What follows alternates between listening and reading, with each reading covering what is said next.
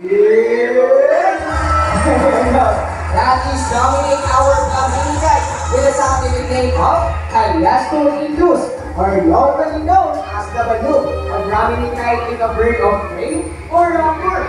Raptor came from the Latin word rapir, meaning to seize or to drag away. As you notice po, mga kuya natin wearing protective glove because all raptors have sharp and powerful talent. And this afternoon, Dominic will show us his hunting ability by showing us how to snatch his own food. Okay, now Dominic, punta ka muna kay Kuya Chima Boy.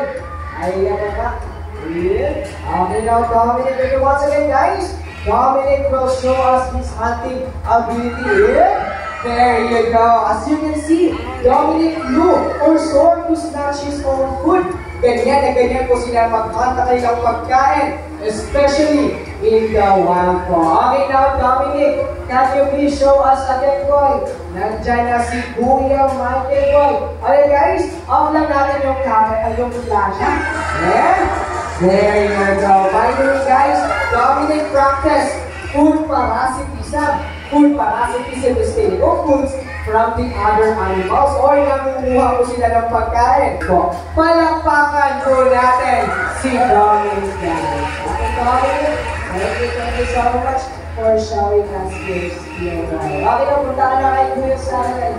Okay, na natin si Dominic example. Ulitin na natin si Dominic. Para makaproceed na po tayo sa ating next vaccine. So, Dominic, punta ka na kay Kuya Saray, boy.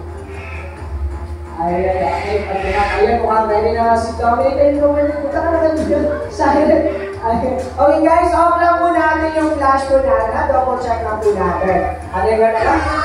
Ayan, ulit daw, Dominic. Ay boy, pinatumunod ka na kay Kuya Saray. Ayan. Okay, camera natin guys sa exercise na we are still working with wild animals. Okay? As much as we want to take them, we don't want to change their